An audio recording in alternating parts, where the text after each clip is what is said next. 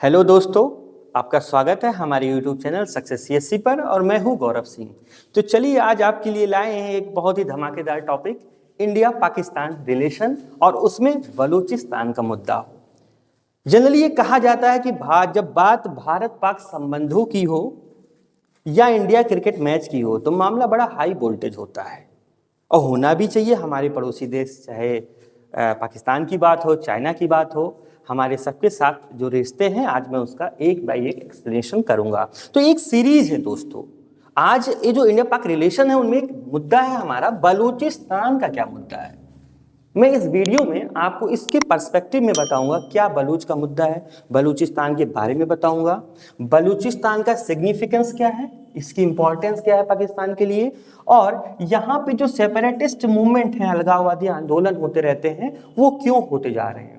और इसके बाद में डिस्कस करेंगे कि इंडिया का क्या पर्सपेक्टिव है, इंडिया हम कैसे, क्यों इसके लिए, इंडिया के लिए चीजें जरूरी हैं मुद्दों को उठाना यूएन में। तो चलिए बात करते हैं।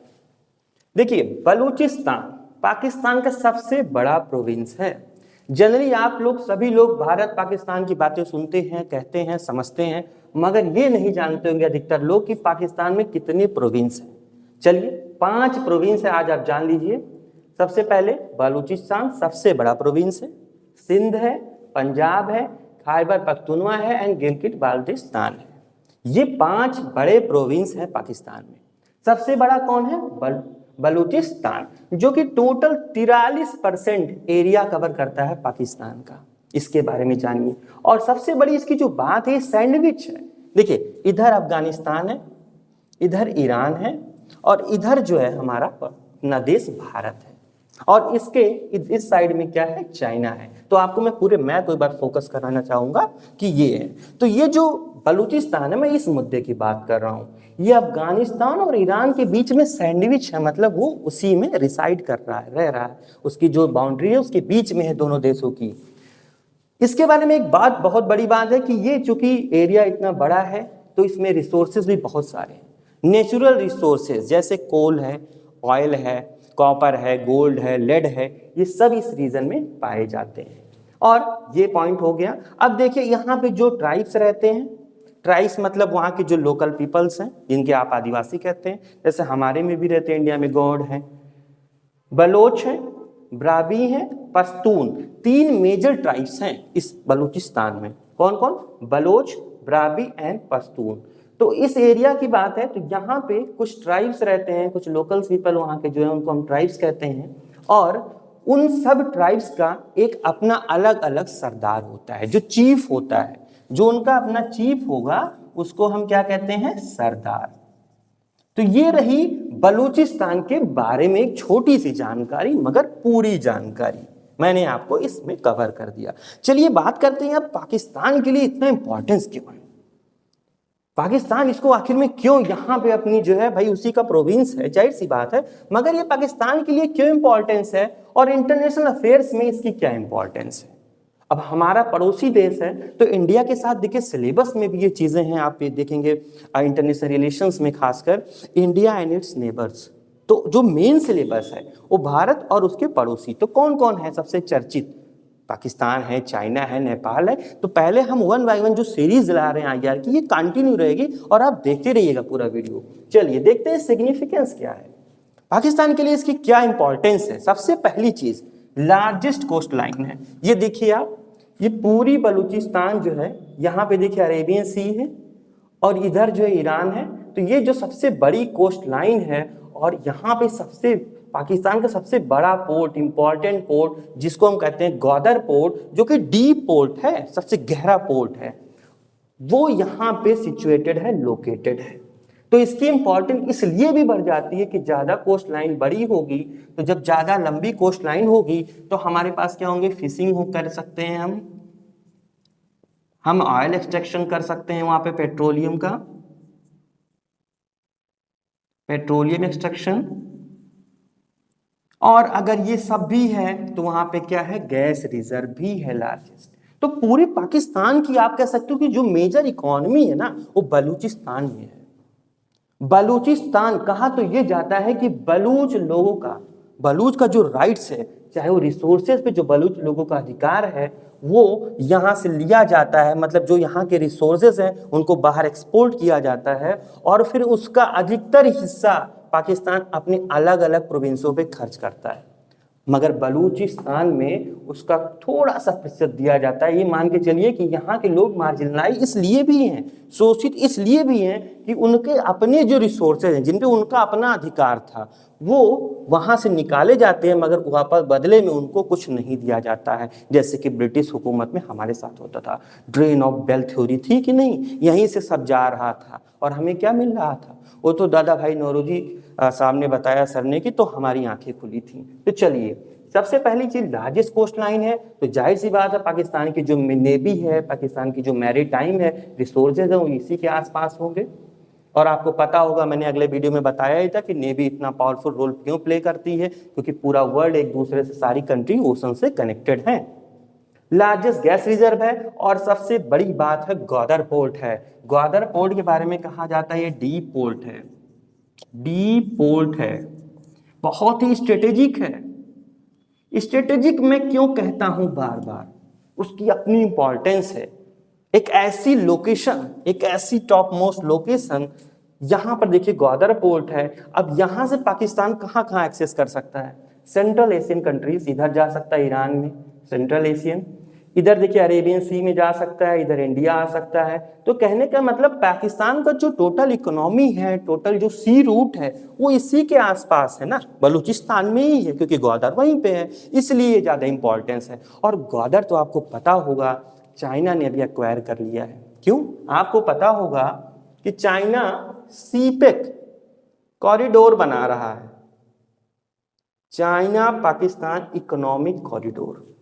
तो वो कहां से कहां तक है, चाइना के जिंगजियांग से, देखिए ग्वादर पोर्ट चाइना के जिंगजियांग से कनेक्ट है और ये कहां तक जाता है, जिंगजियांग से ग्वादर पोर्ट पाकिस्तान तक आएगा, मतलब कहीं यहां से होता हुआ, यहां से होता हुआ और यहां तक आएगा। अब यहां पे देखिए चाइना पाकिस्तान इकोनॉमिक कॉरिडोर है, चाइना ने पूरा अक्वायर कर रखा है, तो इसलिए भी इंपॉर्टेंस इसकी बढ़ जाती है। अब चलिए बात करते हैं इसके सिग्निफिकेंस की। तो मैंने बात कर दी कि ग्वादर पोर्ट बहुत इंपॉर्टेंट है, डीप सी पोर्ट है, चाइना पे इसके बड़े $46 बिलियन का करीब प्रोजेक्ट है चाइना पाकिस्तान इकोनॉमिक कॉरिडोर। तो आप समझ सकते हैं इसकी कितनी बड़ी इंपॉर्टेंस है। चलिए आगे देखते हैं कि ये जो सेपरेटिस्ट मूवमेंट है, ध्यान से देखते रहिएगा आखिर में ये क्यों हो रहे हैं, वहां पे बलूच लोगों की आवाज, उनके जो अधिकार है वो क्यों छीने जा रहे हैं। देखिए जब भी कहीं भी मूवमेंट होता है लोकल लेवल पर, चाहे कोई ट्राइबल मूवमेंट हो, पीजेंट मूवमेंट हो ना, तो किसी के राइट्स जरूर एलिनिएट, छीने जाते हैं। तो वही बात यहाँ पे होगी कि आखिर में बलूचिस्तान में ऐसा क्या है। सबसे पहली बात मैंने आपको बताया कि यही बलूच के लोगों के जो अधिकार है, जो रिसोर्सेज हैं, जो खनिज जिन पे उनका अधिकार है लोकल लोगों का, वो उनसे छीना जा रहा है। यहाँ से रिसोर्स एक्सट्रैक्ट किए जाते हैं, रिसोर्स मतलब ऑयल, कोल, गोल्ड, लेड, ये सब, और बाहर एक्सपोर्ट किए जाते हैं और उनका जो रिटर्न मिलता है वो बाकी प्रोविंस में उसको खर्च किया जाता है डेवलपमेंट के लिए। लेकिन बलूचिस्तान में कुछ भी ऐसा नहीं होता है। तो जाहिर सी बात है, आपके ही अपने घर का, अपनी जमीन पे कोई चीज आपका अधिकार जहां पे है उसको कोई ले जाएगा छीन के, उसके बदले आपको कुछ भी नहीं मिलेगा, तो आप आवाज तो बुलंद करेंगे ना। तो वही है separatist movement, that's a major part, और इसी पे तो फोकस है। सबसे पहली चीज लैक ऑफ एमिनिटीज। बलूचिस्तान में जो बेसिक चीजें उनकी कमी है, जैसे कि हेल्थ, एजुकेशन फैसिलिटीज नहीं है, हेल्थ के लिए वहां पे कुछ नहीं है, हॉस्पिटल्स नहीं है, इंफ्रास्ट्रक्चर मतलब रोड वगैरह नहीं है। दूसरी चीज वो मार्जिनलाइज्ड है, मतलब उनको सप्रेस कर दिया गया, उनके राइट्स नहीं, उनके पास रिसोर्सेज नहीं है। जैसे कि मार्जिनलाइजेशन मतलब उनका कोई पार्टिसिपेशन नहीं है ब्यूरोक्रेसी में, मतलब शासन प्रशासन में वहां के लोगों की कोई भागीदारी ही नहीं है। और गवर्नेंस, गुड गवर्नेंस तभी होगा ना जब आप उस एडमिनिस्ट्रेशन में पार्टिसिपेट करेंगे, वहां के लोकल लोग, जैसा कि हम कहते हैं grass root level of democracy. तो देखिए कोई है ही नहीं, कोई पॉलिटिक्स में वहां के लोकल लोग नहीं है।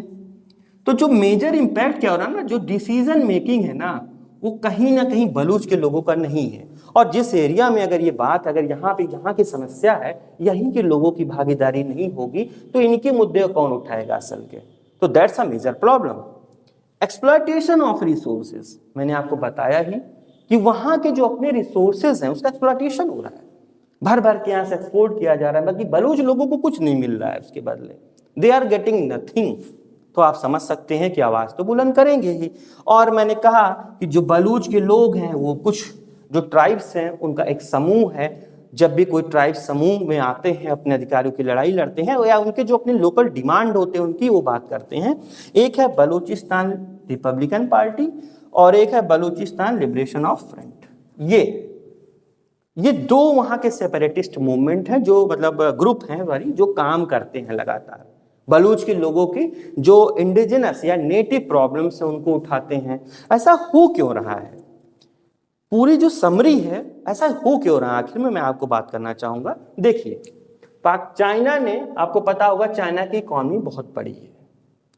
चाइना सभी देशों में, आपको पता, मैंने लास्ट वीडियो में बताया था, श्रीलंका में हवन तोता है, उधर ईरान में रखा है, ले रखा है पोर्ट, इधर पाकिस्तान का ग्वादर ऑक्युपाई कर रखा है। चाइना यहाँ बड़ा इंफ्रास्ट्रक्चर प्रोजेक्ट बना रहा है जिसको हम कहते हैं सीपेक कॉरिडोर। सीपेक में क्या क्या है, सीपेक जो कि $46 बिलियन का है, बहुत बड़ा प्रोजेक्ट है चाइना पाकिस्तान इकोनॉमिक कॉरिडोर। इसमें रोड है, रेलवेज हैं, एक्सप्रेसवेज हैं और अदर इंफ्रास्ट्रक्चर्स हैं जो भी होते हैं एक बड़े प्रोजेक्ट में। अब चाइना ने जब इतना, कोई भी कंट्री इसमें इन्वेस्ट करेगा ना तो वो पूरा कंट्रोल करेगा उसके आसपास के एरिया को। तो जो ग्वादर में उनका इन्वेस्टमेंट में है चाइना का, उसने पूरे बलूच को ही एक तरीके से कंट्रोल कर रखा है और देनी पड़ेगी आपको अपनी ऑटोनॉमी। अगर किसी ने उस पे प्रोजेक्ट में कोई इन्वेस्ट कर रहा है तो जाहिर सी बात वो चाहेगा उसके अपने लोकल्स आदमी काम करेंगे, चाइना के इंजीनियर्स हैं, चाइना के टेक्नीशियंस काम कर रहे हैं, चाइना का प्रशासन यहाँ पे होगा। तो बलूचिस्तान के लोगों का चाइना ने एक्चुअली उनको एक कॉलोनी बना रखा है क्योंकि उसका मेजर प्रोजेक्ट यहाँ पे चल रहा है।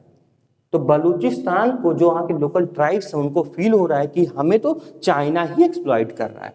और चाइना क्यों कर रहा है, क्योंकि पाकिस्तान ने इस पोर्ट को सीपेक पे जोड़ने का काम बोल दिया है चाइना से कि आप यहाँ पे कर सकते हैं, और ऑलरेडी इन्वेस्टमेंट हो गया, काम चल रहा है। अब बलूच के लोग देखिए क्या कहते हैं, चाइना और पाकिस्तान के लिए तो ये है China Pakistan economic corridor. Baluchi क्या कहते हैं, जो नेटिव्स हैं वहां पे, वो कहते हैं, इसका फुल फॉर्म उन्होंने एक अलग सा दिया है, China Pakistan exploitation corridor. Exploitation corridor आप समझ सकते हैं कि जो लोकल पीपल्स हैं they are not very happy, that's why they united and they formed a local group of the volunteers, or you can say Balochistan Republican Party and BLF, और इससे अपनी हक की आवाज की लड़ाई बुलंद करते हैं। तो चलिए बात करते हैं कि क्या कंक्लूजन है, बलूचिस्तान का जो इशू है उसके क्या मतलब, क्या मेजर प्रॉब्लम्स है, ऐसे प्रॉब्लम्स आ क्यों रही हैं, टोटल समराइज करते हैं। देखिए, दो तरीके के प्रॉब्लम्स हैं, जो कंक्लूजन है वो दो तरीके का है। किसी भी समस्या का कोई न कोई तो समाधान होना चाहिए, समाधान के रास्ते क्या क्या हैं और समस्या कैसे बनी है, इसके बारे में बात करने जा रहे हैं। पहले तो हिस्टोरिकल प्रॉब्लम है। हिस्टोरिकल प्रॉब्लम मतलब एथनिक प्रॉब्लम है। एथनिसिटी मतलब आप समझ सकते हैं किसी एरिया में बलूच जो ट्राइब्स हैं, लोकल लोग रहते हैं, जब बाहरी लोग यहाँ पे आते हैं और वो यहाँ पे इन्फ्लक्स करते हैं, आने के लिए वो घुसपैठ करते हैं या रह रहे होते हैं, तो इनका जो कल्चर है ना अपना, वो डिटेरियोरेट होता है, वो उसका कहीं ना कहीं वो इम्पैक्ट होता है। वो उनके साथ कल्चरल एस्पेक्ट नहीं जोड़ पाते हैं, उनके लैंग्वेज में प्रॉब्लम है, वो उनके साथ बात नहीं कर पाएंगे, कम्युनिकेशन ही नहीं हो पाएगी, उनके रहन सहन की जो स्टाइल है वो अलग होगा, ट्रेडिशन अलग होगा। तो सबसे बड़ी चीज़ एथनिक प्रॉब्लम आ रही है, जो बाहर से लोगों का इन्फ्लक्स हो रहा है यहाँ पे। आपने एक न्यूज़ सुनी होगी कि अभी कुछ दिन पहले चाइनीज इंजीनियर की जो है वहाँ पे हत्या कर दी गई। ऐसे बहुत सारे न्यूज़ आते हैं इस प्रोविंस से कि चाइना के, क्योंकि चाइना ने यहाँ पे सीपेक कॉरिडोर बना रहा है, ग्वादर पोर्ट एक्वायर कर रखा है, उसके आदमी काम करते हैं यहाँ पे इंजीनियर्स। तो बलूच लोग कभी कभी उनको भी टारगेट करते हैं, टारगेट किलिंग करते हैं। उनको लगता है कि ये तो एक्चुअली फॉरेनर है ना, उनके लिए इन्फ्लक्ट करके घुसपैठी है, उनको लगता है ये हमारे अधिकार छीन रहे हैं। तो इसीलिए बलूच लोगों के गुस्से का कभी कभी शिकार भी कौन होते हैं, चाइनीज इंजीनियर। और अभी रिसेंटली चाइना ने बात उठाई भी है पाकिस्तान के पीएम का विजिट होता रहता है, चाइना ने कहा है कि आप हमारे वर्कर्स की, आप हमारे इंजीनियर्स की सुरक्षा नहीं कर पा रहे हैं। तो चाइना को भी डर रहता है ना, क्योंकि ये डिस्टर्ब प्लेस है वर्ल्ड में। डिस्टर्ब क्यों है? क्योंकि यहाँ के जो लोकल लोग हैं वो एक्सप्लॉइट हो रहे हैं, उनके राइट एक्सप्लॉइट हो रहे हैं, उनके रिसोर्सेज एक्सप्लॉइट हो रहे हैं। तो कहीं ना कहीं ये डिस्टर्बेंस है। और चाइना को अगर यहाँ पे डेवलपमेंट करना है तो पाकिस्तान की सिक्योरिटी फोर्सेस की हेल्प लेनी होगी, तभी आप बाहर से कहीं किसी देश में अपनी कोई इंफ्रा प्रोजेक्ट डेवलप कर पाते हैं। तो मेजर प्रॉब्लम एथनिक प्रॉब्लम है, जो बाहर से लोग आ रहे हैं उनके सब कुछ अलग है, कल्चरल ट्रेडिशन सब कुछ। दूसरा पॉलिटिकल प्रॉब्लम है। पॉलिटिकल में दो है। पहला, अनयूजुअल रिसोर्स डिस्ट्रीब्यूशन। मैंने आपसे बताया कि यहां से सब कुछ एक्सट्रैक्ट किया जाता है, coal, oil, gold, lead, zinc, something, और एक्सपोर्ट किया जाता है। उससे जो अर्निंग होती है बाकी के प्रोविंस में उसमें डेवलपमेंट प्रोजेक्ट के लिए उसको इस्तेमाल करते हैं। लेकिन बलूच लोगों को क्या मिलता है उसके बदले? कुछ नहीं। तो दैट्स वाई ना, that's is the major unusual resource distribution. दूसरा, lack of representation in decision making. जब पॉलिटिक्स में उनकी एंट्री नहीं होगी, वो चुनाव नहीं लड़ेंगे, वो डिसीजन अपने लिए नहीं बनाएंगे, कानून नहीं बना पाएंगे, अपने हक की आवाज नहीं बुलंद कर पाएंगे, उठा पाएंगे, तो यहां भी है lack of representation in politics, in bureaucracy, in administration और एवरीथिंग। अगर हर स्पेयर में आज अगर आप मान लीजिए कि बलूचिस्तान के लोग पॉलिटिक्स में होते, ब्यूरोक्रेसी में होते, तो क्या ये प्रॉब्लम होती? कभी नहीं, क्योंकि आवाज उठाते वहां पे असेंबली में। These are the two major factors। अब देखिए सबसे बड़ी बात हमारे लिए क्या है। इस वीडियो बनाने का पर्पज ही यही है कि इंडिया का रोल क्या है, क्योंकि सिलेबस में आप देखोगे, और ये वीडियो बाकी लोगों के लिए भी है, खासकर यूपीएससी स्टेट पीसीएस के लिए तो है ही है, बाकी लोगों के लिए भी है, फॉर द इंफॉर्मेशन। भाई अपने पड़ोसी देश के बारे में हमें जानना होगा ना, हमारी समस्याएं क्या है, उनके साथ डिस्प्यूट क्या है, इंडिया का क्या पर्सपेक्टिव है, इंडिया आखिर में क्यों कई बार मुद्दे उठाता रहता है, हमारा क्या इंटरेस्ट है बलूच में। देखिए पाकिस्तान को पता होगा कश्मीर के इश्यूज बहुत उठाता है कि वहां पे ह्यूमन राइट वायलेशन हो रहा है, वहां पे लोग की जो हक है वो छीने जा रहे हैं। पाकिस्तान ऐसा बोलता है, कहाँ पे? यूएन में, तमाम फोरम्स में, डायलॉग्स में यही बात उठाता है। तो इंडिया उसको काउंटर करने के लिए किसका मुद्दा उठाएगा? बलूचिस्तान का। इंटरनेशनल अफेयर्स में काउंटर जरूर होता है किसी भी आंसर्स का, और ये कौन करता है? ये हम आप नहीं करते, मिनिस्ट्री ऑफ एक्सटर्नल अफेयर्स करता है। हमारी जो विदेश मंत्रालय भारत की, मिनिस्ट्री ऑफ एक्सटर्नल अफेयर्स, कौन है? विदेश मंत्री एस जयशंकर जी साहब हैं, बहुत ही टैलेंटेड और बहुत इंटेलेक्चुअल हैं। तो ये रिप्लाई करता है। सबसे पहली चीज मैंने आपको बताया, जो कश्मीर का मुद्दा पाकिस्तान उठाएगा तो हम भी काउंटर करेंगे, और हम कहेंगे बलूच के लोगों की आवाज दब रही है, बलूच के लोगों का एक्सप्लॉयटेशन हो रहा है यहाँ अंतर्राष्ट्रीय स्तर पे, डायलॉग्स पे, फोरम्स में। तो ये काउंटर क्वेश्चन होता है, इंडिया का पर्सपेक्टिव है। उसके बाद इंडिया क्या कर सकता है? इंडिया वहां पे तीसरी पार्टी, मतलब अफगानिस्तान और ईरान के साथ अपने बायलैटरल टाइज करके डायलॉग्स करते। इन थर्ड पार्टी मतलब यही हुआ कि पाकिस्तान की हेल्प ना लेकर के किसी दूसरे कंट्री की, तीसरे कंट्री की हेल्प लेना, और यहां से बलूच लोगों को हेल्प प्रोवाइड कराना। हेल्प कैसी? लॉजिस्टिक्स, ट्रांसपोर्ट, कम्युनिकेशन, जो भी उनकी समस्या है उससे इंडिया उनको हेल्प कर सकता है, थोड़े बहुत रिसोर्सेज दे करके। नेक्स्ट है इनकरेज बलूच इमिग्रेंट्स डिप्लोमेटिक। जो बलूच के लोग, बलूचिस्तान के लोग हैं, वेस्टर्न में रहते हैं, यूरोप में काम कर रहे हैं, यूएसए में हैं, अदर कंट्री में हैं, इमिग्रेंट्स हैं, उनको इंडिया इनकरेज कर सकता है, एम्पावर कर सकता है, ताकि उनके साथ डिप्लोमेटिक रिलेशंस हो।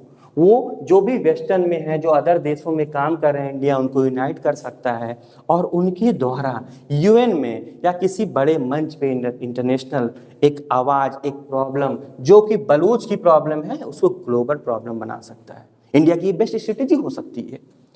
नेक्स्ट, मेंडल एंड मरारी, दो ट्राइब्स हैं जो इंडिया के क्लोज हैं, कह सकते हैं इंडिया से अच्छे रिश्ते हैं। बुगटीज एक ट्राइब है जो इस्लामाबाद के फेवर में रहती है, तो इंडिया इन दो ट्राइब को फेवर कर सकता है, इनकी आवाज में अपनी आवाज बन सकता है, या इनको थोड़ा सा असिस्टेंस प्रोवाइड कर सकता है। नेक्स्ट, मैंने आपको बताया सबसे बड़ी बात है यूएन में जब भी वो कश्मीर का राग अलापते हैं, हमारे अपने थे। देखिए कश्मीर का क्या डिस्प्यूट है ना, दो कंट्री का डिस्प्यूट है, इंडिया पाकिस्तान। लेकिन बलूच इनके अपने प्रोविंस है, इनका अपना प्रोविंस है। ये थोड़ा सा डिफरेंस है कश्मीर में। कश्मीर दो कंट्री के बीच के बायलैटरल इश्यूज हैं और ये बलूचिस्तान इनके अपने प्रोविंस की बात है। तो ये कश्मीर को काउंटर करते तो हम बलूच को बात बोलेंगे। तो जो इंटरनेशनल डायस्पोरा, इंटरनेशनल जो कम्युनिटी है, जो ग्लोबल वर्ल्ड है, वो भी तो सुनेगा कि हाँ देखो यहाँ पर भी ह्यूमन राइट वायलेशंस हो रहे हैं। तो यूएन तो हमारे लिए बड़ा मंच, अच्छा मंच है ही तो है ही। नेक्स्ट पॉइंट क्या है, न्यू मिडिल क्लास जो है ना, देखिए बलूचिस्तान ऐसा तो नहीं कि अब डेवलपमेंट होगा ही नहीं, धीरे धीरे वहाँ के लोग भी बाहर जाते हैं, दुनिया देख रहे हैं, वहाँ के न्यूज़ पढ़ते हैं, हर चीज़ जान रहे हैं कि बाहर क्या हो रहा है एक्चुअली। तो जो बलूचिस्तान में जो न्यू मिडिल क्लास ग्रो हो रहा है वो अर्बन सेंट्रिक है। यहाँ देखिए अर्बन सेंट्रिक, वो शहरी क्षेत्रों में रहना चाहता है। आजकल बहुत कम लोग होंगे, युवा हों चाहे हम ही अपनी बात करें, सभी लोग मोस्टली अर्बनाइज्ड हो रहे हैं, अर्बन की तरफ जा रहे हैं। क्यों? एमिनिटीज़ हैं, बेसिक फैसिलिटीज़ हैं, हेल्थ, एजुकेशन, इंफ्रास्ट्रक्चर, रोड, सब कुछ मिलेगा। तो उनको इंडिया भी उनको भी असिस्टेंस प्रोवाइड कर सकता है। और कुल मिला के इंडिया इंटरनेशनल कम्युनिटी पे सबसे बड़ा पॉइंट तो यही है कि एक प्ले कार्ड खेल सकता है बलूच की आवाज़ बन करके यूएन में और हर अंतर्राष्ट्रीय मंचों पे। तो आज के लिए इतना ही, और अगर वीडियो अच्छा लगा हो तो दिल से लाइक करिएगा और कमेंट में अपने मन की बात, अपनी बातें जरूर लिखिएगा। और इसी तरीके से एक पहली सीरीज है बलूचिस्तान का मुद्दा, ऐसे और भी जो इश्यूज हैं पाकिस्तान, इंडिया पाकिस्तान के रिलेशंस में, हर वीडियो में हम छोटे छोटे वीडियो लाने वाले हैं और आप लगातार देखते रहिएगा। धन्यवाद।